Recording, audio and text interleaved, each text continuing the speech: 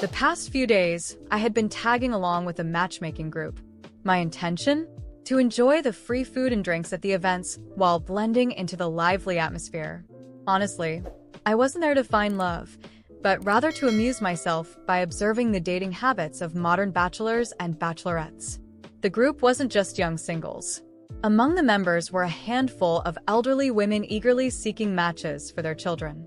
One day, one of these women dropped a bombshell that sent the group into a frenzy. She casually announced, "I own 53 rental properties, 3 mansions, and 5 adorable cats. All of this, along with additional assets, will be inherited by my only son. On top of that, I'm willing to provide my future daughter-in-law with a monthly allowance of $50,000.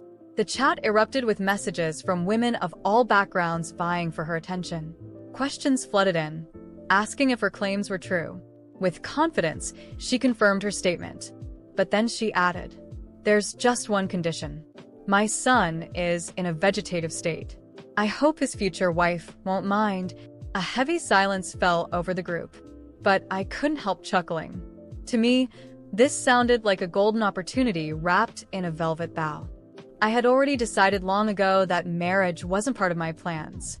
Why tie myself down? Life was better lived on my own terms. But if marrying a man in a vegetative state meant financial freedom, that didn't sound too bad. Clara Foster, had one great love in life: money. Without hesitation, I sent a message in the group chat. "Why would I mind? Your son is clearly my destined sleeping prince." The group exploded in laughter and applause. Messages poured in, calling me bold, funny, and even shameless. I didn't care. To me, it was all worth it. Moments later, the woman messaged me privately. "Are you serious? Do you actually want to marry my son, or are you just joking?" "Of course I'm serious." "Why?" "For the money," I replied bluntly. There was no point in sugarcoating it. I was in it for the fortune. She went silent, and I assumed I had blown my chance. But to my surprise, I received a transfer notification. She had sent me $500 as a travel allowance and invited me to visit her at Mansion 9 in Blue Wave Bay, located in Golden Meadows. She promised a warm welcome. Golden Meadows was the most exclusive neighborhood in the city, with mansions averaging over $1 million. This woman wasn't just rich, she was obscenely wealthy. Grinning, I shamelessly accepted the money and set off immediately. When I arrived at Mansion 9, I was greeted by an atmosphere of luxury and elegance. The mansion's exterior was stunning, with meticulously maintained gardens and an air of nobility that made me feel slightly out of place. After straightening my hair and smoothing my clothes, I rang the doorbell.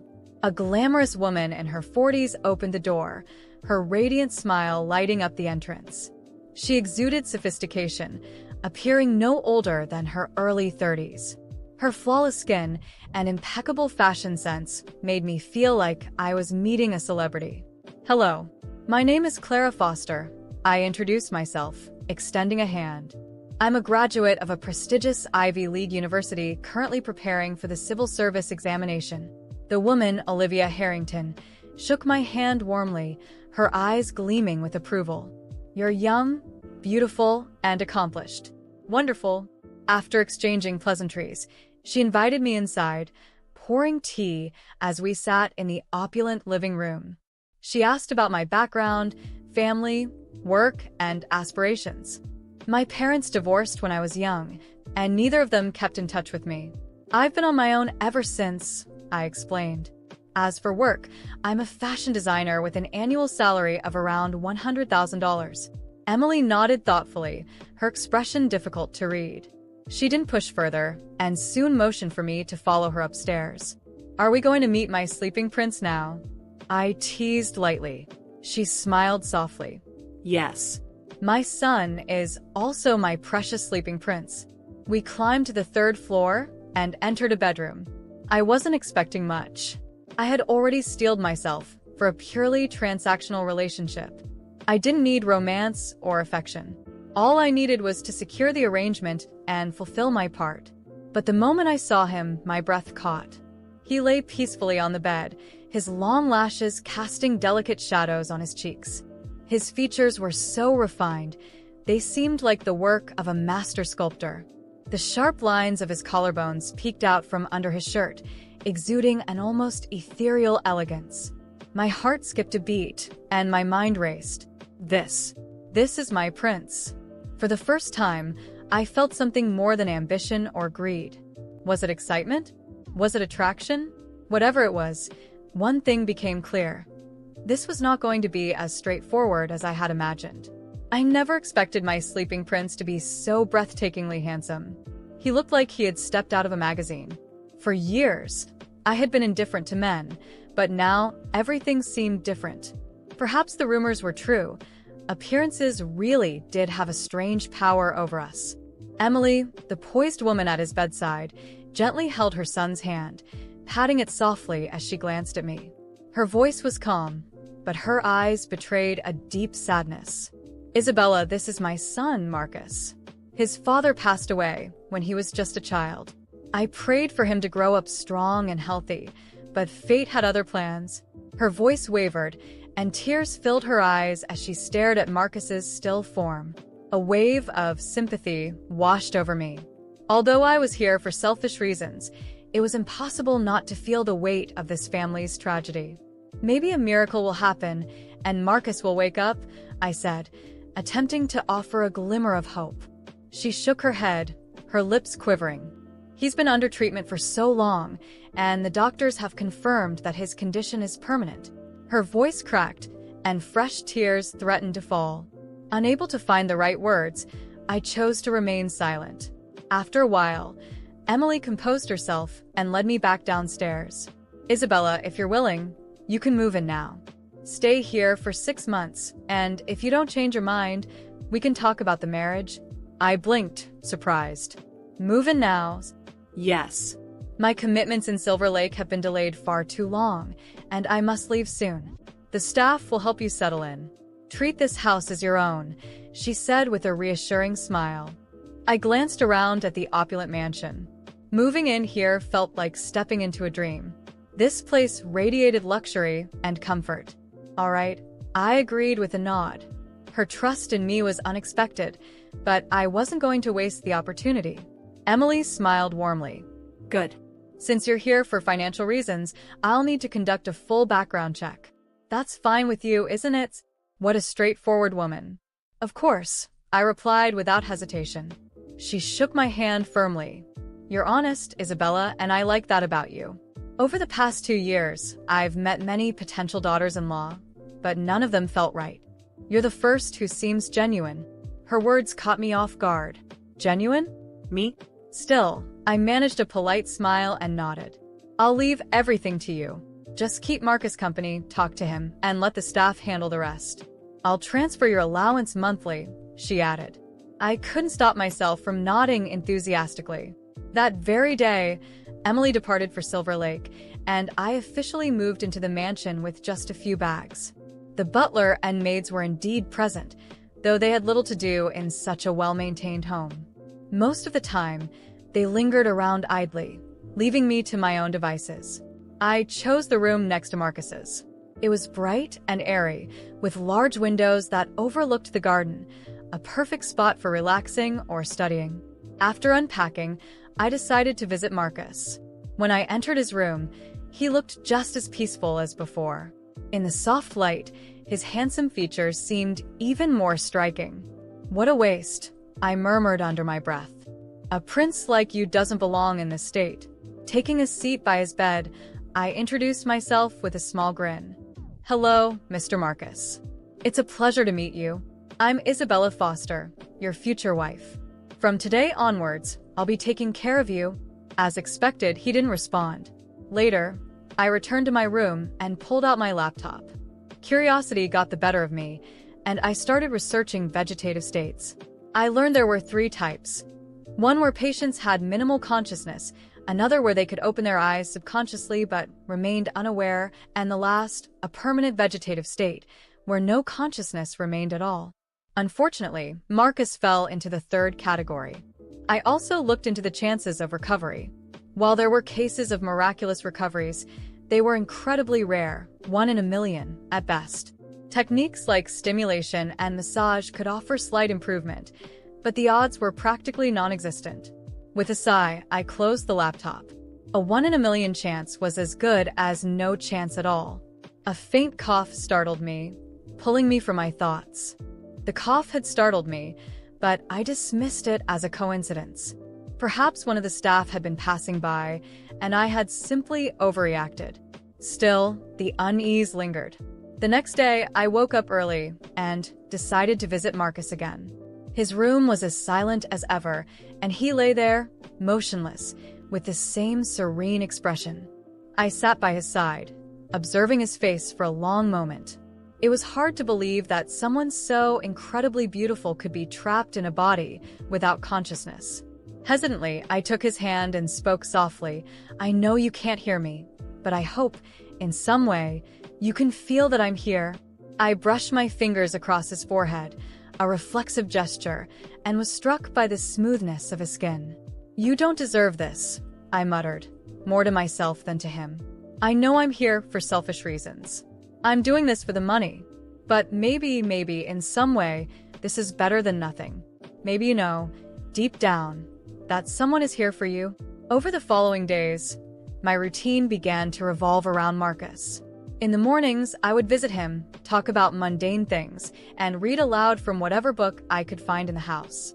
In the afternoons, I took time for myself, strolling through the gardens or attempting to study, though my thoughts often wandered. At night, before bed, I would stop by his room for a brief goodnight conversation. One evening, as I was saying goodbye, I noticed something odd. His hand felt warmer than usual. It was subtle, but it caught my attention.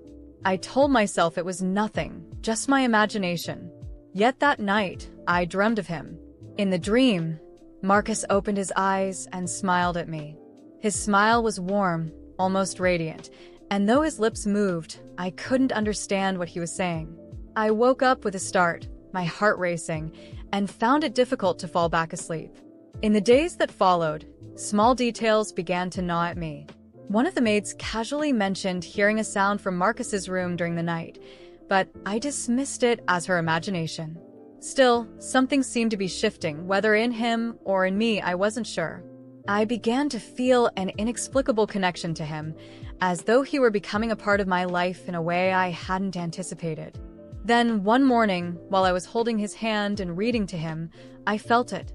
A faint movement. It was so slight I almost doubted myself, but his hand had undeniably responded to mine.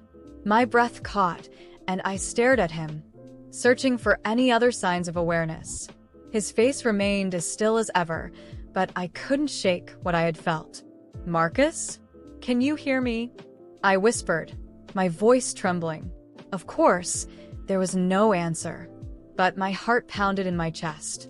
I reported what I had experienced to the family doctor, who came to examine him. The diagnosis remained the same, a permanent vegetative state. However, the doctor encouraged me to continue interacting with him. "There's no harm in providing stimulation. Even if the chances of recovery are slim, engagement is beneficial," he said in a clinical tone. I left the conversation frustrated but more determined than ever. If something was changing, I needed to understand it.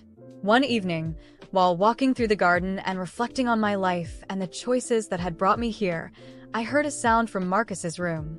This time, it wasn't a cough but something resembling a soft groan.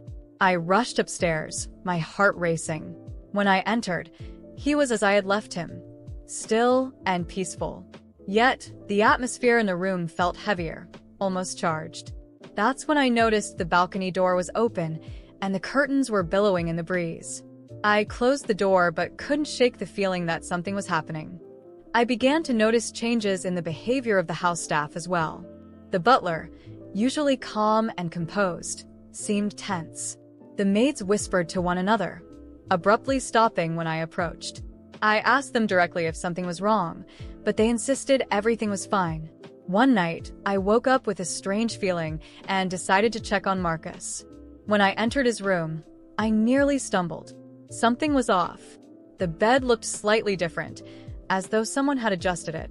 A faint scent lingered in the air, like perfume, though I hadn't worn any that day. My pulse quickened as I scanned the room for an explanation. I must be imagining things, I murmured to myself, leaving quickly. But the feeling wouldn't leave me. Day by day, it grew stronger. It was as if there was something everyone in the house knew, something I was being kept in the dark about. I was certain something was happening in that house, something no one wanted me to know. The feeling that the staff knew more than they were letting on consumed me day by day. My relationship with Marcus, which had initially been based on self-interest, had transformed into something I couldn't explain. He was there, motionless, yet his presence was so strong it was impossible to ignore. That night, I waited until everyone in the house was asleep. The absolute silence made every sound feel thunderous, but I was determined. I crept into Marcus's room, lit only by the moonlight streaming through the curtains. He was as he always was, but there was something about the atmosphere that made me feel I wasn't alone.